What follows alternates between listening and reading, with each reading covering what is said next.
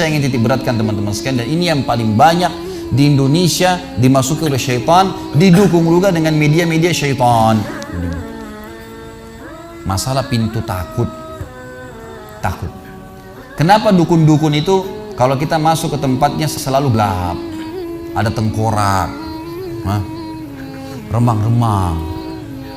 Karena antum harus takut dulu. Kalau ada rasa takut, bisa dikuasai sama dia. Tapi kalau tidak takut, gak bisa. Orang yang mau dihipnotis, kalau akidahnya benar, gak bisa dihipnotis tuh. Setannya gak berani. Gitu. Dan ini kita harus hati-hati teman-teman sekalian, karena pintu takut ini selalu ditunggang oleh syaitan. Saya kasih contoh begini. Kalau ada satu rumah di Indonesia ini, anggap di Bali sinilah, karena antum lagi di Bali. Ada satu rumah teman-teman sekalian, di situ ada orang bunuh diri, gantung diri. Kira-kira mau beli rumahnya nggak? Jawab jujur ya. Kenapa nggak mau? Hah? Setelah saya jelaskan malam ini, beli besok ya. Diskonnya buat saya. Baik. Banyak orang jawabannya takut. Kenapa takut? Ada ruh gentayangan. Baik, simpan contoh itu. Ada contoh kedua teman-teman. Ada satu rumah, tadi bunuh diri ya. Sekarang satu rumah dibunuh oleh perampok. Mau beli rumahnya nggak? Sama juga. Masya Allah cuma 3 orang yang jawab, yang lain berani semua. Nggak mau juga beli. Kenapa? Takut. Ada ruh gentayangan. Teman-teman sekalian, ambil dari saya malam ini dengan izin Allah, ini ilmu dari wahyu, bukan dari saya. Tidak ada ruh gentayangan. Nggak ada ceritanya dalam Islam kuburan terbuka pocongnya keluar. Nggak ada itu. Nggak ada tangan dari kloset tarik-tarik orang. Itu semua dusta. Dusta. Perusakan akidah dari media-media syaitan. Sinetronnya, filmnya, segala macam. Manusia bisa berubah jadi singa lah, bisa beginilah, macam-macam. Dusta. Dusta. Nggak ada dalam Islam. Nggak ada. Dari mana dalilnya? Nggak ada ruh gentayangan. Baik, dengarkan hadisnya. Hadis yang mulia. Hadis riwayat Bukhari. Suatu hari Nabi SAW pernah mengantar jenazah sahabatnya. Waktu jenazah tersebut ditaruh di kuburan, kata Nabi SAW, kalau seseorang mukmin meninggal dunia, siapa orang mukmin teman-teman sekalian? Orang yang sudah menggabungkan antara rukun Islam sama rukun iman. Kalau antum syahadat sudah, muslim, alhamdulillah, sholat 5 waktu, zakat, puasa Ramadan, haji, sudah dikerjain. Ditambah dengan keimanan, yakin Allah ada, yakin malaikat ada mencatat, yakin diturunkan dalam Al-Quran, yakin ada Rasul yang mengajarkan Nabi Muhammad SAW, ada diterima pahalanya hari kiamat, maka itu namanya mukmin. Dengan ditambah dengan mengimani qada dan qadar. Kalau ada orang sholat, Allah ada nggak ya? Malaikat catat nggak ya? Hari kiamat saya terima nggak? Ini masih muslim, belum mukmin, masih level di bawah. Pertama muslim dulu baru mukmin. Makanya dalam hadis disebutkan ada iman, ada Islam, ada iman, ada ihsan, gitu kan? Ini level-levelnya. Nah kata Nabi SAW, kalau orang mukmin menggabungkan antara rukun Islam sama rukun iman, sholat yakin Allah ada, sholat begini dan seterusnya, maka akan datang kepadanya 3 sosok malaikat pada saat meninggal. Dan ini teman-teman bukan dongeng saya ceritakan, ini hadis Nabi, berita wahyu yang pasti kita semua akan saksikan. Demi Allah ini benar, ini wahyu, gitu kan? Malaikat datang, di kiri kanannya malaikat rahmah yang membawa kain kafan dari surga, yang satu malaikat maut di ubun-ubun kepalanya sambil berkata, ya ayyatuhan nafsul mutmainnah irji ila rabbiki radiyatan mardiyah. Hai jiwa yang baik, keluarlah kepada rahmat dan pengampunan Tuhanmu. Kata Nabi SAW, ruhnya keluar lebih mudah daripada air dari mulut kendi, cepat sekali. Begitu keluar, belum sesaat keluar, ditangkap oleh malaikat rahmat, dibungkus dengan kain kafan dari surga, dibawa ke langit. Begitu dibawa ke langit, menembus 7 lapis langit, semua malaikat-malaikat di atas langit sana berkata, ruhnya siapa ini? Sungguh mulia ruh ini. Kenapa? Kata Nabi SAW, karena ruh itu mengeluarkan bau yang lebih wangi daripada bau kasturi. Semoga kita semua insya Allah termasuk. Maka kata Nabi SAW, malaikat rahmah mengatakan, ini fulan bin fulan, namanya yang paling mulia di dunia. Lalu kemudian ditembuskan sampai langit ke-7, lalu kemudian terdengar suara dari langit ke-7. Allah Azza wa Jalla berkata, catatkan hambaku termasuk penghuni surga, kembalikan dia di dunia, di sana saya ciptakan, di sana pula saya akan bangkitkan. Diantar ruhnya bersamaan jasadnya diantar oleh kerabatnya.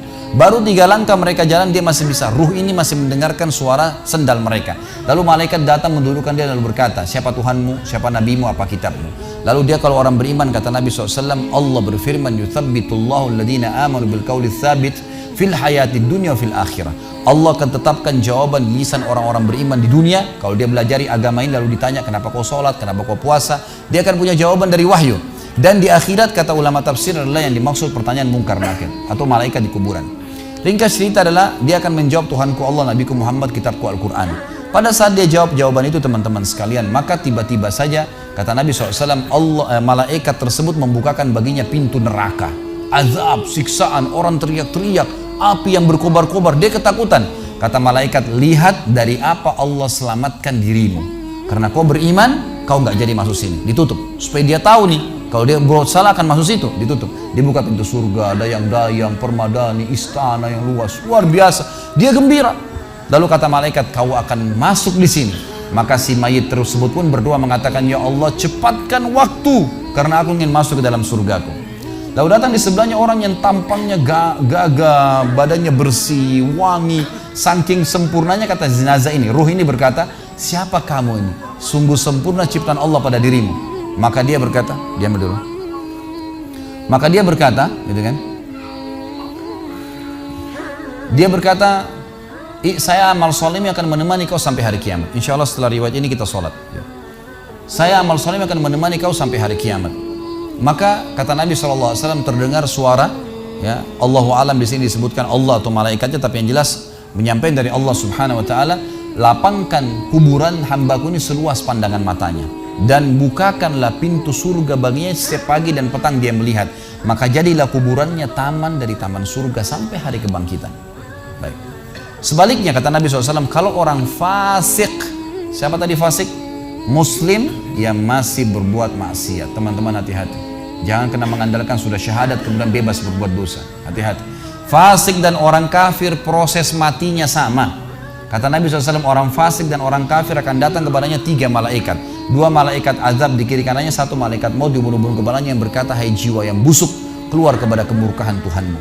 Maka ruhnya berantakan di tubuhnya, tidak berani keluar. Lalu malaikat maut menariknya dengan keras, ibaratnya seperti bulu domba yang dibasahkan, dililitkan di pohon berduri lalu ditarik dengan keras sehingga berantakan bulu domba itu.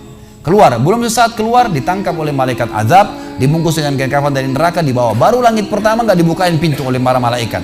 Lalu malaikat langit berkata, siapa ruh ini? Sungguh buruk ruh ini. Kenapa? Kata Nabi SAW, karena ruh itu mengeluarkan bau yang lebih busuk daripada bau bangkai. Wa na'udzubillah. Lalu malaikat azab membawa mengatakan, ini ruhnya Fulan bin Fulan, ya, orang yang disebutkan nama paling buruk di dunia. Lalu terdengar suara dari langit, Allah berkata, catatkan hambaku ini termasuk penghuni neraka. Di sana kembalikan dia di dunia, di sana saya ciptakan, di sana pula saya akan bangkitkan. Diantarlah ruhnya bersamaan pengantarnya mengantar jenazahnya. Begitu masuk dan 3 langkah, ya, orang-orang mengantarnya lewat, malaikat datang mendudukkan dia mengatakan, siapa Tuhanmu, siapa nabimu, apa kitabmu. Walaupun muslim, rekam baik-baik ini, ya, lahir dalam keadaan Islam, sesekali sholat, fasik, masih banyak maksiat, tidak tobat sebelum meninggal, sama jawabannya kata Nabi SAW dengan orang kafir. Innama aqulu kama kana yaqulun nas. Saya nggak tahu, saya cuma ikut-ikut dulu orang bilang apa, nggak bisa jawab. Lalu kemudian dibukakan baginya pintu surga, dayang-dayang, permadani, istana, pemandangan yang luar biasa, gitu kan? Maka dia kagum, kata malaikat, lihat dari apa kau haramkan dirimu. Dulu kau bisa masuk sini, tapi kau tidak mau, ditutup. Dibuka pintu neraka, azab, siksaan, orang dipotong, teriak-teriak, kesakitan. Lalu dia ketakutan, kata malaikat, ini tempat kau selamanya, kau tidak akan bisa lari. Maka dia berdoa mengatakan, ya Allah jangan kau cepatkan waktu karena aku tidak ingin masuk ke dalam nerakaku. Lalu datang di sebelahnya orang yang buruk tampangnya, bau badannya nggak enak. Lalu saking buruknya kata jenazah ini, kata ruh ini, siapa kamu ini? Pergi dari saya, sungguh buruk ciptaan Allah pada dirimu. Maka dia mengatakan, tidak, saya amal burukmu yang akan menemani kau sampai hari kiamat. Lalu dalam penutupan hadis Bukhari ada 2 riwayat. Yang pertama, Allah Azza wa Jal, ya, mengirim kepadanya malaikat yang tidak punya penglihatan dan pendengaran. Allahu alam bagaimana nih? Yang membawa sebuah besi, yang kalau besi itu seluruh jin dan manusia bersatu mau membalik saja mereka tidak mampu. Bayangkan seluruh jin miliaran, seluruh manusia miliaran, balik saja mereka tidak mampu. Ini saking kuatnya malaikat tersebut. maka menghantamkan ke tubuh orang ini hancur, diutuhkan kembali lagi. Begitu terus sampai hari kiamat. Riwayat yang kedua mengatakan Allah Azza wa Jalla membuat dinding kuburannya merenggut tubuhnya, menjepit tubuhnya sampai seperti ini tulang rusuknya. Kembali lagi. Kata ulama hadis digabungkan keduanya, dipukul sambil diremukkan, dikembalikan lagi. Begitu terus sampai hari kiamat. Maka teman-teman sekalian, dalil ini sebagai penutup dalam sesi pertama materi kita, teman-teman sekalian, dalil ini menjelaskan tidak adanya ruh gentayangan dalam Islam. Nggak ada. Kita tarik ke contoh tadi. Orang yang bunuh diri tadi berdosa besar bukan? Dosa besar. Berarti dia meninggal sekarang di kuburan lagi disiksa. Nggak ada ceritanya keluar ganggu orang atau balas dendam. Nggak ada waktu. Hancur, remuk, dikembalikan lagi. Begitu terus. Kemudian juga sama. Orang tadi contoh kedua yang dibunuh sekeluarga. Kalau dia muslim maka dia mati syahid. Matinya mulia bukan? Mulia. Berarti lagi nikmatin kuburannya taman dari taman surga. Nggak ada ceritanya tuh mereka keluar lagi ganggu orang. Jadi mulai sekarang beli rumah yang banyak dianggap keramat tuh. Bacain surah Al-Baqarah, ada semua syaitannya tuh. Harus yakin dengan sabda Nabi SAW, rumah yang dibaca surah Al-Baqarah tidak akan masuk syaitan. Nggak ada. Takut semua syaitan. Baik, kita tutup dengan kata-kata saya teman-teman sekalian. Lalu dari mana kalau saya beli rumah saya pernah dengar suara bayi di atas rumah, atap rumah saya. Saya pernah dengar suara cangkul di belakang rumah, pintu bunyi sendiri, gitu kan. Itu semua permainan syaitan yang ada di sekitar rumah itu, atau Anda yang bermasalah. Harus diruqyah. Dibacain ayat, ada sihirnya tuh. Mungkin pernah mandi dulu ilmu kebal, mungkin pernah ini, mungkin pernah bersemedi, apalah macam-macam yang khurafat ini, maka dia harus diruqyah. Jadi harus diobatin. Baik. Begini contohnya, kalau kita lagi lewatin tadi rumah yang orang ada bunuh diri, ini kalau ada syaitan di sini marah dengan saya, tapi saya nggak peduli. Memang dia musuh kita. A'udzubillahi minasyaitonirrajim. Gitu kan. Allah hancurin mereka. Gitu kan. Yang jelas teman-teman sekalian, kalau kita lewat di rumah yang ada orang bunuh diri, gitu kan. Misal pagarnya 10 meter, begitu kita jalan 1 meter pertama, semua syaitan itu gerumunin kita tuh. Tuh yang bunuh diri itu perempuan, matanya belalak, rambutnya panjang, keluar darah dari hidungnya. Terus dibisikin. Orang yang takut, manusia yang takut, maka pada saat dia balik ke tempat yang tadi syaitan bisikin dia itu, dia lihat betul nanti perempuan tuh. Karena dia takut, jadi dia bisa lihat. Yang takut saja bisa lihat, yang tidak takut tidak bakal lihat. Makanya kalau ada temannya jalan di sebelah nggak takut, tanya, kau lihat nggak? Dia bilang nggak. Kalau dia bayangkan nenek-nenek, dia lihat nenek-nenek temannya. Permainan syaitan. Maka orang beriman mustahil melihat yang seperti itu. Nggak ada cerita. Atau dasarnya orang itu kena sihir tadi. Maka bisa melihat penampakan karena ada syaitan yang mengganggu dia, dan dia dasarnya membuka diri untuk itu. Makanya harus ruqyah, obat. Ada metode pengobatan, tentu bisa lihat di YouTube, ada ceramah saya, ruqyah syariah, ya, nama saya diketik, insya Allah ada tata cara yang sudah saya ajarkan caranya mengobatin itu. Tapi yang jelas itu semua permainan syaitan, teman-teman sekalian. Dan inilah poin pertama, pintu pertama untuk takut kepada Allah Subhanahu wa taala. Artinya semua selain Allah dalam makhluk jangan pernah takut dengan mereka.